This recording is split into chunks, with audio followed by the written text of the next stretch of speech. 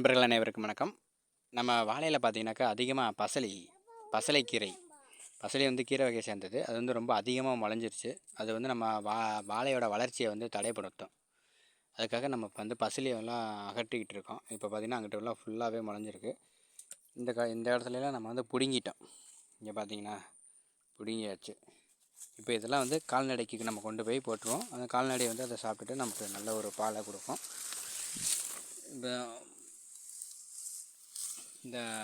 இதுதான் அந்த பசலைக்கீரையை வந்து கட்டிக்கிட்டு போகிறதுக்காக நம்ம வச்சுருக்குறோம். ஆக்கை இந்த மாதிரி போட்டு அடுக்கிடுவோம் நம்ம.